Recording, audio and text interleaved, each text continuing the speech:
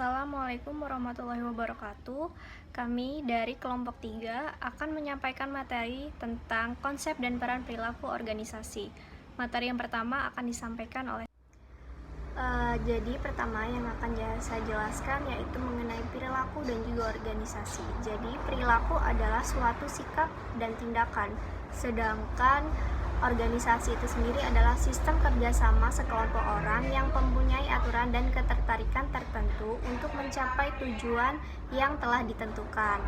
Jadi dapat kita simpulkan bahwa perilaku organisasi adalah suatu studi yang menyelidiki di mana individu-individu, kelompok-kelompok, serta struktur mempengaruhi dan dipengaruhi oleh perilaku dalam organisasi. Jadi perilaku ini mengacu pada apa yang ingin dilakukan oleh orang dalam organisasi, bagaimana orang-orang tersebut dibentuk dan apa yang sikap mereka. Kemudian ada dimensi-dimensi dalam berorganisasi, terdiri dari 3 dimensi, yaitu teori peran, struktur sosial, dan juga pertama yaitu teori peran. Jadi peranan sosial menggambarkan hak, tugas, kewajiban, dan perilaku yang sesuai dengan orang yang memegang posisi tertentu dalam konteks sosial tertentu. Jadi dalam kelompok formal suatu organisasi, peran itu digambarkan secara eksplisit dalam manual organisasi, di mana peran tersebut umumnya diatur berdasarkan hukum. Kemudian, peran di sini membedakan perilaku dari orang yang menduduki posisi organisasi tertentu dan berfungsi untuk mempersatukan kelompok dengan menyediakan sosialisasi dan fungsi koordinasi. Jadi, aspek penting dalam teori peran di sini adalah identitas dan perilaku dianugerahkan secara sosial pada dukungan. Selanjutnya yaitu struktur sosial. Jadi, studi keperilakuan manusia yang sistematis bergantung pada 2 fakta.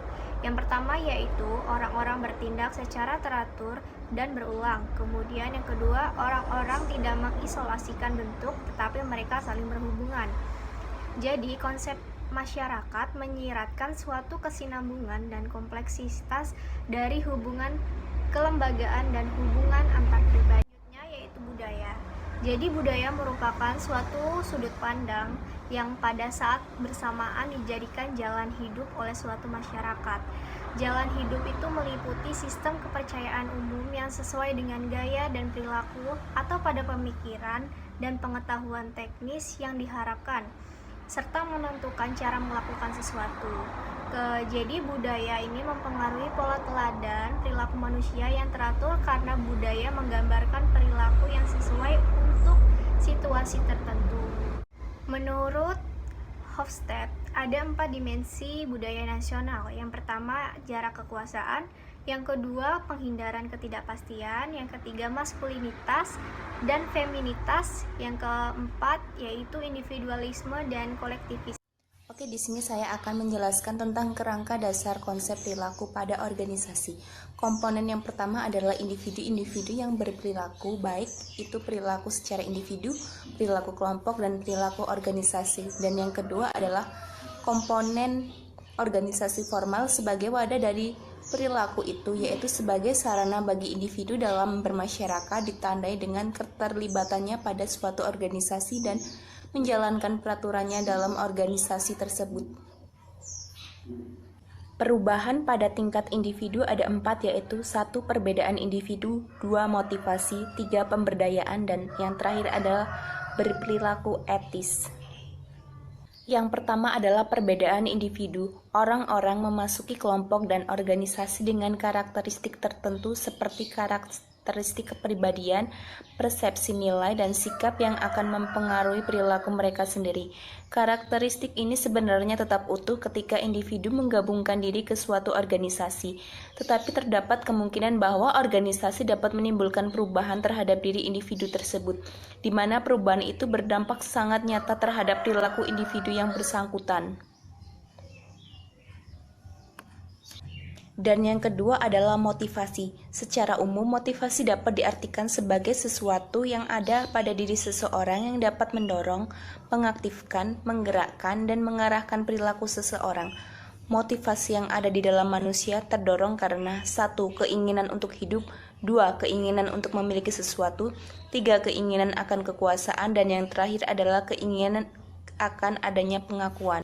Yang ketiga adalah pemberdayaan. Pemberdayaan berarti manajer sedang menempatkan karyawan yang berwenang terhadap apa yang mereka lakukan. Terdapat beberapa faktor yang mendorong organisasi dalam melaksanakan pemberdayaan, di antaranya adalah 1. Tuntunan pelanggan yang semakin tinggi terhadap kualitas produk maupun layanan. 2. Jaminan keamanan. 3. Perlindungan konsumen. 4. Persaingan dalam efisiensi dan inovasi produk.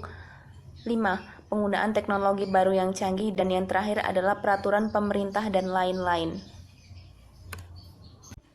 Yang keempat adalah berperilaku etis. Etika merupakan seperangkat aturan atau norma atau pedoman yang mengatur perilaku manusia, baik yang harus dilakukan maupun yang harus ditinggalkan, yang dianut oleh sekelompok atau segolongan manusia atau masyarakat atau profesi. Etika juga sebanding dengan moral, di mana keduanya merupakan filsafat tentang adat kebiasaan. Jadi, secara umum, etika atau moral adalah filsafat ilmu atau disiplin tentang tingkah laku manusia atau tindakan manusia. Etika sebenarnya meliputi suatu proses penentuan yang kompleks tentang apa yang harus dilakukan seseorang dalam situasi tertentu. Proses itu sendiri meliputi penyeimbangan dari berbagai pertimbangan dari sisi dalam atau inner, dari sisi luar atau outer, yang didasarkan oleh sifat dan kondisi unik, baik melalui pengalaman maupun pembelajaran setiap individu.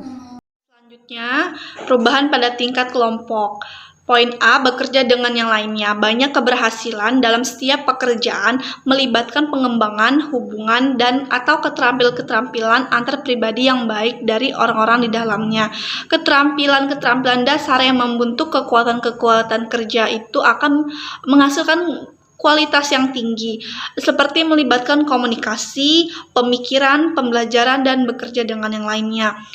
Poin B, yaitu perbedaan kekuatan kerja. Organisasi mencoba untuk mengakomodasi kelompok berbeda dari orang-orang dengan mengakui perbedaannya, seperti gaya hidup mereka, kebutuhan, keluarga, dan gaya kerja. Baiklah, selanjutnya yaitu perubahan pada tingkat organisasi.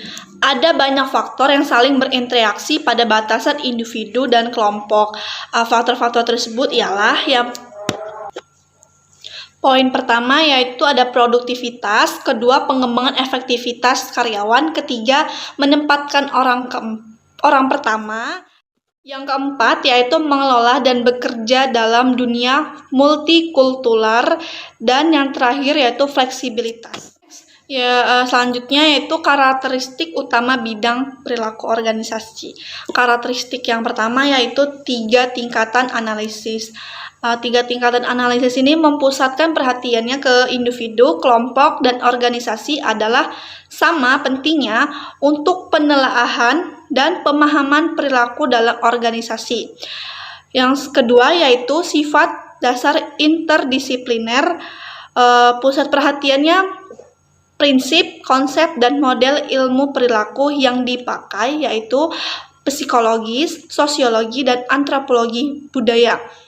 Yang ketiga yaitu orientasi humanistik. Pusat perhatiannya menekankan atau pentingnya sikap dan persepsi dalam pemahaman perilaku di dalam organisasi. Yang terakhir yaitu orientasi prestasi kerja. Pusat perhatiannya yaitu perhatian yang berlanjut diberikan atas pencarian cara-cara meningkatkan, memelihara, dan mendorong prestasi kerja yang efektif. Slide terakhir yaitu perbedaan perilaku organisasi dengan ilmu perilaku lainnya. Yang pertama itu perbedaan antara perilaku organisasi dengan psikologi, industri, atau organisasi. Yaitu jika perilaku organisasi mempelajari perilaku manusia dengan tidak diwakili pada psikologi manusia, yaitu dengan menggunakan multidisiplin, sedangkan psikologi industri ini mempelajari perilaku manusia dengan diawali dari psikologi manusia itu sendiri. Namun keduanya sama-sama mempelajari perilaku manusia. Yang kedua yaitu perbedaan antara perilaku organisasi dengan psikologi dengan teori organisasi terletak pada 2 perbedaan diantaranya, yaitu analisis perilaku organisasi terpusat pada variabel tak terbatas. Perilaku organisasi mempelajari tingkah laku individu dan kelompok di dalam suatu organisasi dan penerapan dari ilmu pengetahuan tertentu. Teori organisasi adalah studi tentang susunan, proses, dan hasil organisasi itu sendiri. Yang terakhir yaitu perbedaan antara perilaku organisasi dengan personil dan human resource adalah bahwa perilaku organisasi lebih menekankan pada orientasi konsep berdasarkan teori. Sedangkan personil dan human resource ini lebih menekankan pada teknik dan teknologi. Variabel-variabel tak terbatas seperti misalnya tingkah laku dan reaksi-reaksi yang efektif dalam organisasi, yaitu seperti pada pengelolaan sumber daya manusia itu sendiri yang agar berkualitas. Keduanya tetap mengacu pada pengembangan dan kemajuan motivasi serta kualitas diri individu, kelompok, maupun organisasi agar terjadi perubahan yang signifikan. Baiklah, segitu saja materi yang dapat saya paparkan dan teman-teman paparkan. Kami ucapkan terima kasih. Wassalamualaikum warahmatullahi wabarakatuh.